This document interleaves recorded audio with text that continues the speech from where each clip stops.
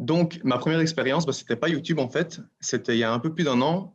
C'était exactement le 7 avril 2020, pour être précis, à 11h32. Non, j'ai lancé un compte Instagram en fait. On était Ok. en plein confinement. J'étais ici à Dubaï, on était en plein confinement.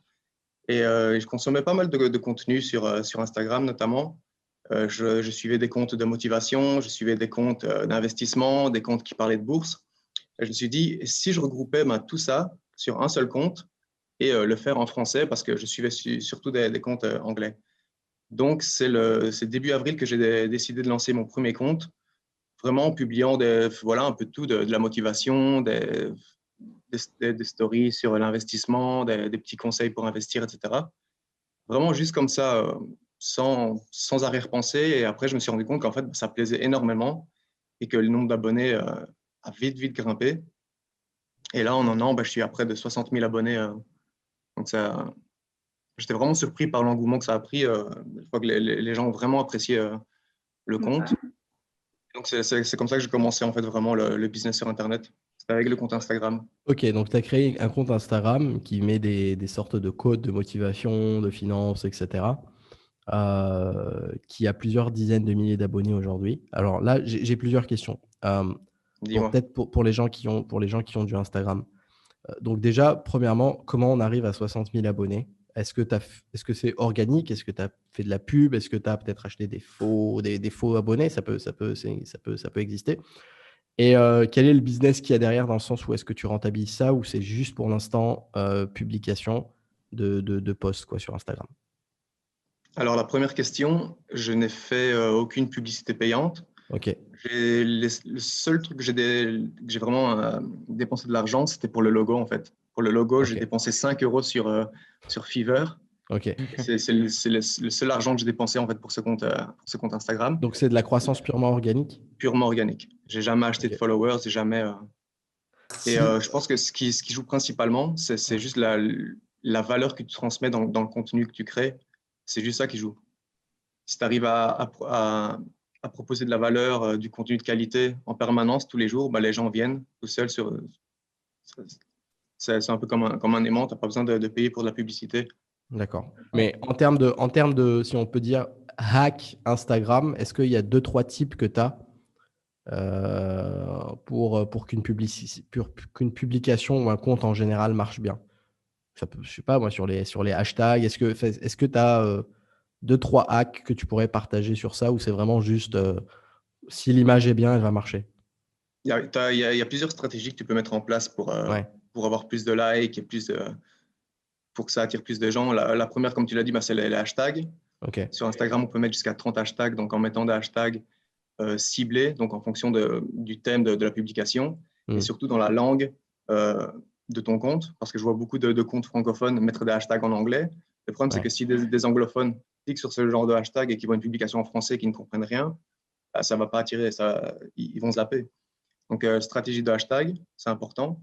Ensuite, il y a aussi les appels à l'action que tu vas mettre dans la description. Par exemple, tag un ami ou bien reposte cette publication en story si elle t'a plu. Parce que ça, plus tu vas avoir d'engagement sur la publication, plus l'algorithme d'Instagram va le mettre en avant. Ok. Donc, appel à l'action, Et par stratégie de hashtag. exemple, Oula, il y a du bruit. Il y a quoi? Les hashtags, par exemple, tu passes du temps à dire ah, il faut que je mette celui-là et pas celui-là, etc. Au début, j'ai passé beaucoup de temps à sélectionner des bons hashtags. Donc là, j'ai un fichier Excel avec des centaines et des centaines de hashtags. Et maintenant, pour chaque publication que je fais, je pique un peu des hashtags à droite à gauche qui correspondent à la thématique de la publication que je veux poster et, euh, et je les mets dans la description. D'accord. Comment tu rentabilises ce compte Instagram avec 60 000 abonnés? Je rentabilise en faisant des shout-outs, comme on appelle ça sur Instagram, c'est-à-dire que Ok. des gens veulent passer dans mes stories. Ouais. Les stories, je peux faire les stories, les vues que je fais en story, ça va de 5 à 10 000 vues par story. Hmm. Donc, il y a des gens qui ont des produits à promouvoir, qui veulent faire grossir leur compte, donc ça les intéresse de passer dans mes stories. Donc, je rémunère le compte, je me rémunère en proposant des stories sponsorisées. Est-ce que cette rémunération, est-ce qu'elle dépend de l'annonceur, ou c'est vraiment juste une rémunération fixe en fonction de tes stats à toi?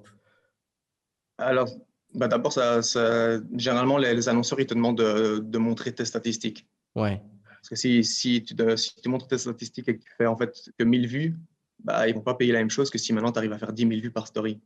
Donc ça ouais. joue sur le montant de la rémunération. Mais ce qui joue surtout, c'est la niche dans laquelle tu es, un peu comme YouTube. Euh, un compte qui parle de gaming va peut-être avoir une majorité d'adolescents qui suivent le compte Instagram. Donc Mm. même s'ils font 10 000 vues en story, ça ne va pas valoir 10 000 vues sur mon compte où moi, ben, je peux montrer mes stats. La majorité des gens ont entre 18 et 25 ans, sont intéressés par le business en ligne, sont intéressés par l'investissement. Donc du coup, ben, je peux demander un peu plus qu'une personne qui aura un compte, je ne sais pas, de gaming ou de beauté. En étant indiscret, euh, est-ce que tu pourrais nous dire combien tu fais payer un post, une story sponsorisée sur un compte Instagram avec cette audience et ce nombre d'abonnés? Alors, je ne vais pas dire exactement combien je demande, Ok, mais en gros, à partir du moment où ton compte Instagram est dans la thématique du business en ligne, de l'investissement, ok, etc., ouais, généralement, ce qu'on voit, c'est que tu peux faire payer 10 euros pour 1000 vues en story. ok, 10 Donc, euros pour maintenant que vous 1000. savez que je fais entre 4000 et 10 000 vues par story, vous ok. pouvez plus ou moins calculer combien je peux demander pour une publicité payante. Du coup, Et c'est une story, 10 euros pour 1000 vues, c'est ça? En fait, c'est une ouais, publicité. Donc, si Ouais. maintenant ta story, tu veux faire ta publicité, qu'en fait, c'est 3 stories d'affilée, 3 images, c'est le même prix que si c'était 2 images d'affilée Ouais. Ah, ou une. et en moyenne sur la semaine, alors je ne sais pas du tout, mais est-ce que sur la semaine ou sur le mois, tu as combien de sponsors? Bah, j'ai des demandes très, très souvent. Donc, je trie un peu, je fais un peu le tri parce qu'il y a des choses dont j'ai pas forcément envie de faire la Mm. promotion, des trucs un peu, Ouais, ouais, je un comprends. peu ouais. louches.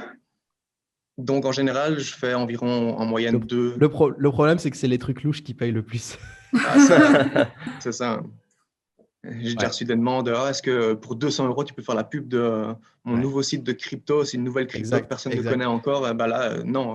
Et en fait, je tiens aussi à dire ça, je tiens aussi à dire à l'audience, c'est qu'il y a plein de... Alors, je ne sais pas vous, mais j'imagine que c'est le cas, mais surtout moi, je fais des filtres sur énormément, énormément de choses et que je pourrais facilement faire x3, voire x10 sur l'argent que je peux faire sur YouTube si je laissais passer et je faisais des vidéos pour faire la promotion de trucs, mais c'est... Enfin, c'est pas des arnaques, c'est vraiment quelque chose de très, très, très, très louche, tu vois. Mais ils arrivent Ouais. avec des billets, etc., qui sont extrêmement intéressants. Et mais voilà, enfin, il y a une certaine morale. Enfin, moi, j'ai perçu une certaine morale et une certaine éthique.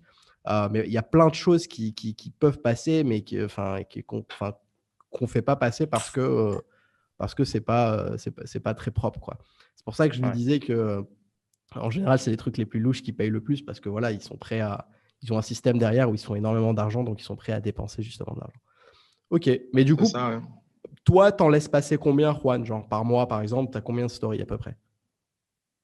Moi, je poste des stories tous les jours Tous les et jours. maintenant des stories rémunérées. Donc, Ouais, faire la promotion en story. En général, je fais ça 2, maximum 3 par semaine. 3 par Je fais semaine. Ok. jamais 2 pubs rémunérées, 2 stories rémunérées 2 jours d'affilée parce que voilà, j'ai pas envie, déjà pour les annonceurs, bah, pour qu'ils aient plus d'impact et aussi pour pas faire trop de pubs sur mon compte non plus pour mon audience.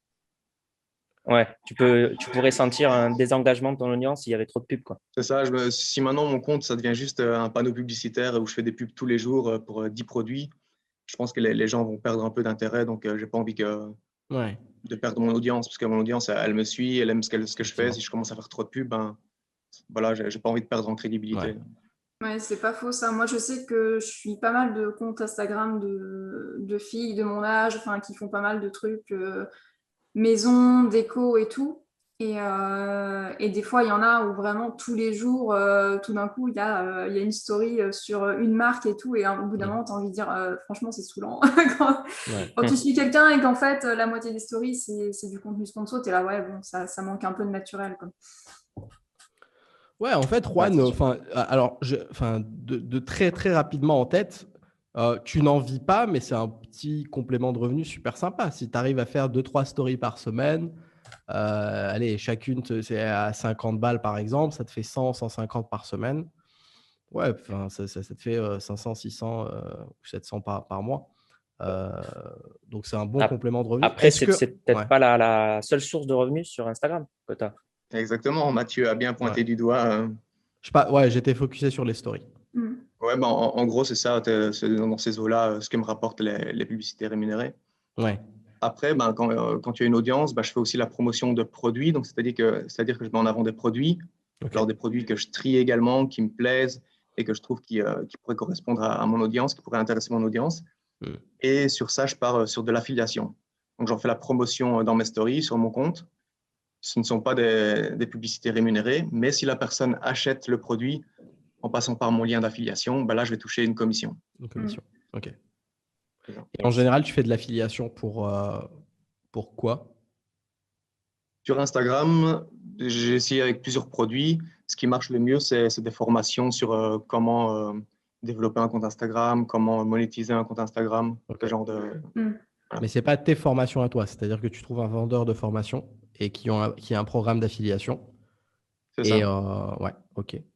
Donc ça, c'est Mais la je suis bonne en train de technique. travailler sur ma propre Ah, formation qui devrait sortir. Alors, petite publicité au passage, qui Ouais. devrait sortir dans quelques semaines.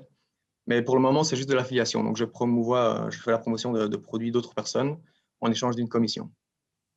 Ok. Et d'accord. en termes de travail, cette chaîne, ce compte Instagram, il te demande combien de temps par semaine, on va dire? Je passe, on va dire, 1 heure par semaine pour créer le contenu, les publications. Et C'est après, je tout? les planifie avec… C'est pas énorme, hein.